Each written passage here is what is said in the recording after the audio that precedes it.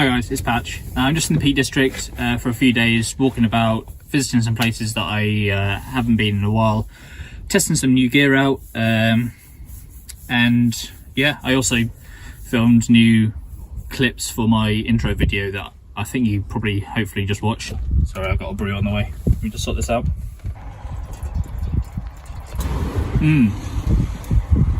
So I wanted to do a video on, or for people who have never wild camped, never backpacked or anything like that before, to try and get more people into doing it. When I speak to my friends and I say like what I'm doing in the week, that a lot of them are a bit like, why would you want to do that?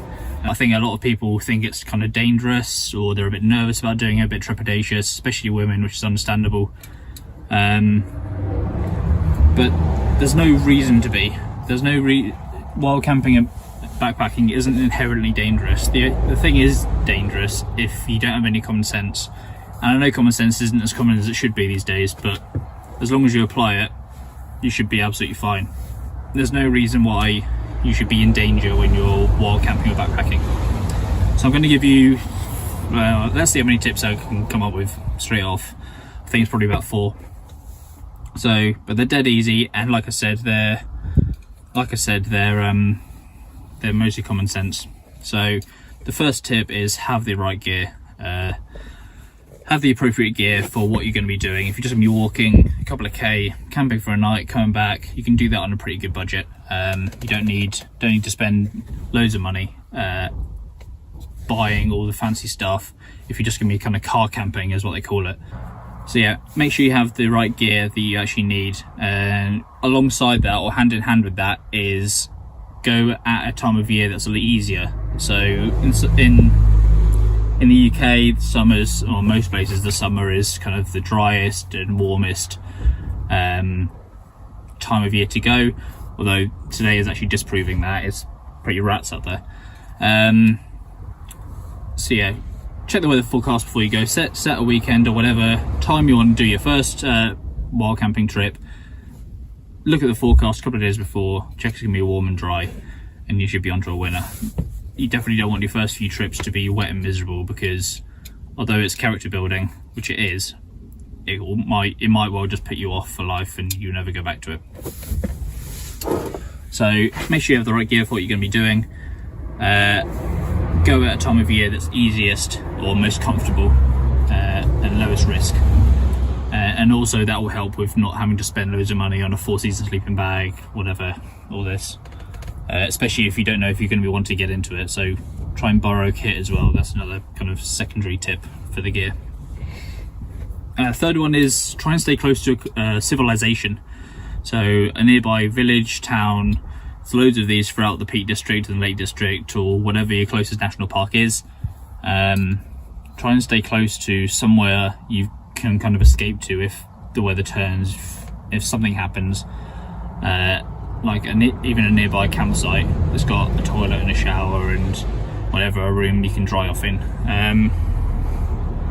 So yeah, just don't go striding 20 miles into the wilderness of the Highlands of Scotland. Just kind of stay somewhere you're familiar with, somewhere you know reasonably well, or somewhere that's close to civilization. That was 3. Was that 3? That was probably 3. Number 4 then, try and go with someone if you can. I know this might be hard for some people because they might not have a lot of friends who are kind of willing to get into this, but it just makes it so much easier when you're with someone else. It makes people feel safer when they're not on their own. And if something goes wrong, you've got someone who can go for help. You've got extra gear you can use if you need it. Just if you can't find a friend or anything, there are plenty of groups on Facebook like Wild Camping UK, and most of the advice is decent and most of the people are okay. But every now and then someone says, oh, on these dates I'm going to this place, would anyone like to join me? Which I think is great. Because if people don't have any friends or anything, don't have any friends who are willing to go out with them on a backpacking trip, on a wild camping trip, then you've got that avenue to go down. So yeah, just those 4 tips, like there's nothing that extreme in there. It's all pretty common sense, but have the right gear for what you're going to be doing. Do your research. There's loads of forums online.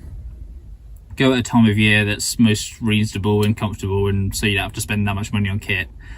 So summer if you're in the UK, and probably the US.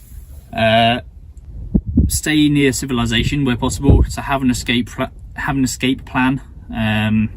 If things turn, if something happens, you've got somewhere you can come back, a B&B, a hotel, a campsite, or even your vehicle. And 4, try and go with someone else, especially on your first one. If you've been with people before, then you might want to push yourself and go solo. That's fine, that's great. But it does make, those people will know that it does make it a lot easier when you're with someone else. You just got a lot more top cover. You can rely on them for things, and it usually does make it more enjoyable as well. I like my alone time, so I quite like going on my own, but when someone's with me, it gives you someone to talk to.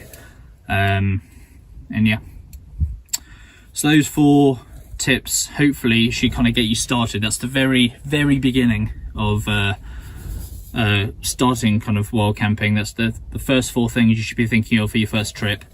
But obviously it's a massive subject, and I could go into what gear you need for what trip and what you're doing, etc, etc. But I'll leave that to other videos and forums, of which there are a plethora, or there is a plethora. So yeah, hopefully that's been of some use to you. If you've been wild camping before, I'm sorry I've just wasted 6 or 7 minutes of your life. But yeah, so if you've got any comments, please put them down below. Any questions, I'm happy to answer anything you have. Thanks for watching, and wait out for the next video.